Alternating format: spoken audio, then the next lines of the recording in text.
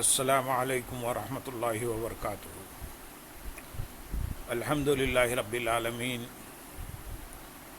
والصلاة والسلام علی سید المرسلین، اما بعد فاعوذ باللہ من الشیطان الرجیم، بسم اللہ الرحمن الرحیم۔ برادران عزیز و معزز خواتین، آج کی اس نشست میں سورۃ الشعراء کی آیت نمبر 141 سے 155 تک تمام آیات کا ترجمہ و تفسیر پیش کرنے کی سعادت حاصل کی جائے گی۔ إني لكم رسول أمين فاتقوا الله وأطيعون وما أسألكم عليه من أجر إن أجري إلا على رب العالمين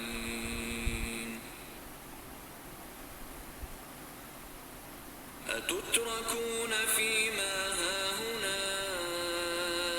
آمنين في جنات وعيون وزروع ونخل طلعها هضيم وتنحتون من الجبال بيوتا فارهين فاتقوا الله وأطيعون ولا تطيعوا أمر المسرفين الذين يفسدون في الأرض ولا يصلحون قالوا إنما أنت من المسحرين ما أنت إلا بشر مثلنا فأت بآية إن كنت من الصادقين قال هذه ناقة لها شرب ولكم شرب يوم معلوم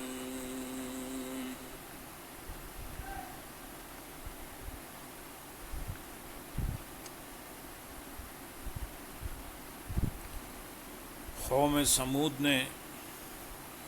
رسولوں کو جھٹلایا جب ان سے ان کے ہم قوم صالح نے فرمایا کیا تم ڈرتے نہیں؟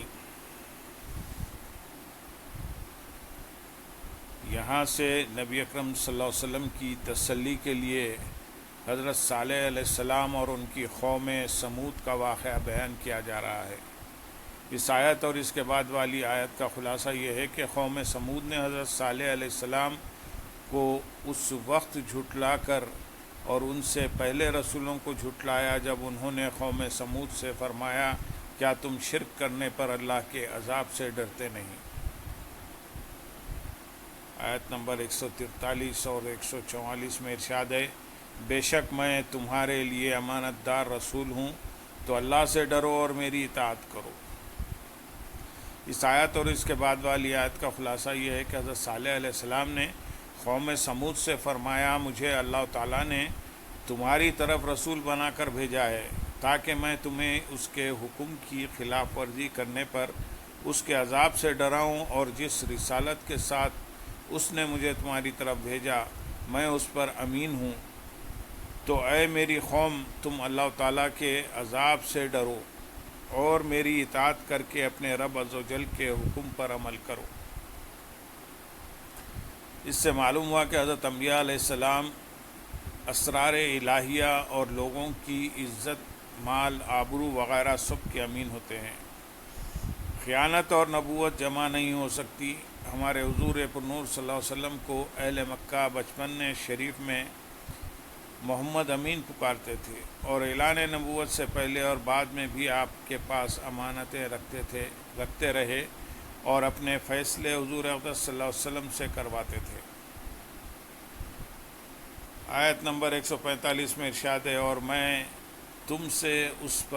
پر کوئی اجرت نہیں مانگتا، میرا اجر تو اسی پر ہے جو سارے جہاں کا رب ہے۔ حضرت صالح علیہ السلام نے فرمایا، میں تمہیں نصیحت کرنے اور اللہ تعالیٰ کی طرف بلانے پر تم سے کسی اجرت کا مطالبہ نہیں کرتا، میرا اجر و ثواب تو اسی کے ذمہ کرم پر ہے جو سارے جہان کا رب عز و جل ہے، اور جس نے مجھے تمہاری طرف رسول بنا کر بھیجا۔ آیت نمبر 146، 47 اور 48 میں ارشاد ہے، کیا تم یہاں دنیا کی نعمتوں میں امن و امان کی حالت میں چھوڑ دیے جاؤ گے، باغوں اور چشموں میں اور کھیتوں اور کھجوروں میں جن کا شگوفہ نرم و نازک ہوتا ہے۔ اس آیت اور اس کے بعد والی دو آیات کا خلاصہ یہ ہے کہ حضرت صالح علیہ السلام نے مزید نصیحت کرتے ہوئے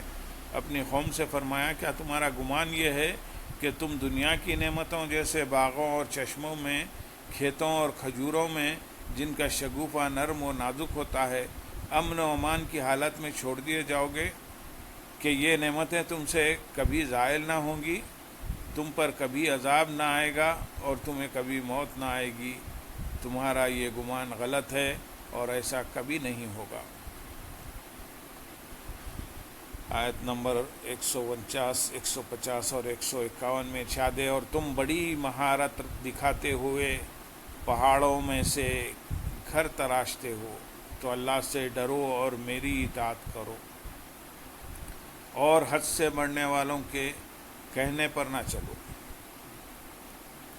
اس آیت اور اس کے بعد والی دو آیات کا خلاصہ یہ ہے کہ حضرت صالح علیہ السلام نے قوم سے فرمایا، تم بڑی مہارت دکھاتے ہوئے اپنی صنعت پر غرور کرتے اور اتراتے ہوئے پہاڑوں میں سے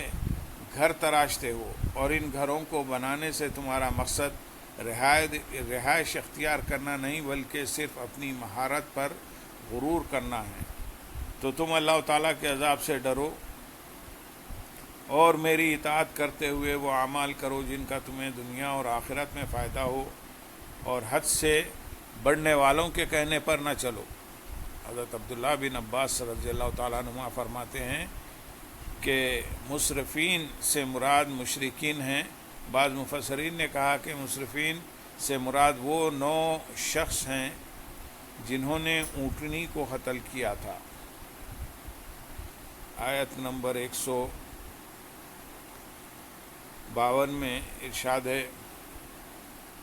وہ جو زمین میں فساد پھیلاتے ہیں اور اصلاح نہیں کرتے،